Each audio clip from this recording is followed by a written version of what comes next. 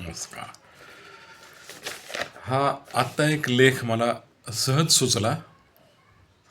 बसल्या बसल्या हा लेख आता लिहिला मी. ह्या लेखाला मी नाव दिलंय खरे लव प्रेम. खरे लव, खरे प्रेम कसे असते हे फार थोड्या लोकांना कळते. तरुणपणी एखादा मुलगा व मुलगी एकमेकांच्या प्रेमात पडतात. हे प्रेम आपसूक जमते. त्यांच्या त्यांच्या मनाला मनाची भाषा समजते. असे प्रेम जातपात देखील बघत नाही, कारण त्या दोघांनी खरोखर एकमेकांना मनातून वरलेलं असतं.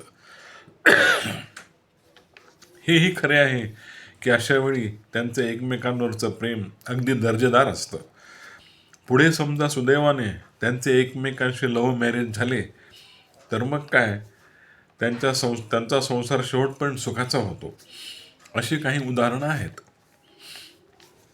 पण काही वेळेस असं घडतं की त्यांचं लव्ह हे तसंच राहतं, त्याचं मॅरेजमध्ये रूपांतर होत नाही. म्हणजे तिला कोणीतरी दुसराच एखादा साथीदार तिच्या जातीचा मिळतो आणि इकडे याला दुसरी कोणीतरी बायको मिळते. दोघांचे दोन भिन्न संसार सुरू होतात. पण गंमत अशी की दोघेही आपले पूर्वप्रेम कधी विसरत नाहीत. भलेही साथ मिळाली नसेल, पण प्रेमाचा दर्जा दोघे कायम ठेवतात. ते खरं लव म्हणावं. त्यांचे प्रेम असे खालच्या पातळीचे नसते. दोघेही मनातून एकमेकांना म्हणत असतात, डिअर, जिथे असशील तिथे सुखाने राहा.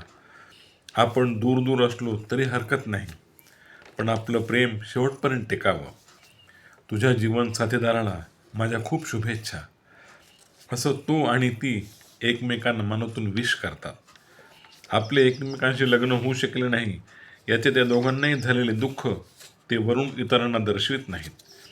फक्त दोघे मनात एकमेकाची प्रतिमा कायम ठेवतात. ते खरे लव.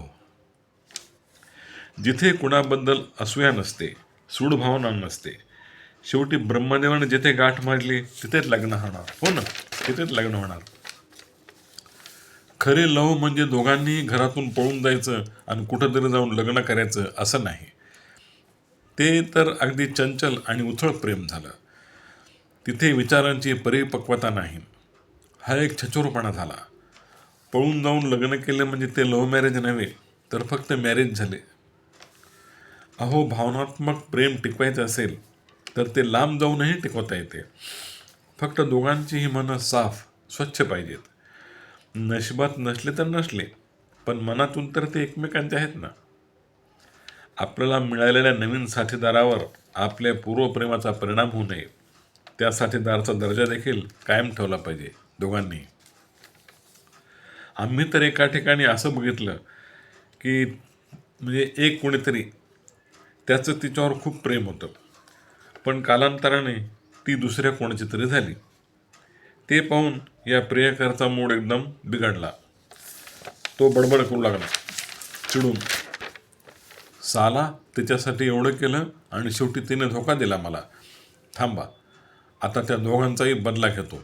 मला सोडून जाते काय, तिला आणि तिच्या नवऱ्याला दोघांनाही खतम करतो होता लवकरच, अशी धमकी त्याने दिली. पहा याचं प्रेम. आता खरं प्रेम असणारा असं बोलत असतो का? याला विकृत प्रेम म्हणतात, एक कल्ली प्रेम. तर असो, खरी प्रेमाची भावना कशी असते हे आम्ही सुरुवातीलाच सांगितले. ते खरे लव.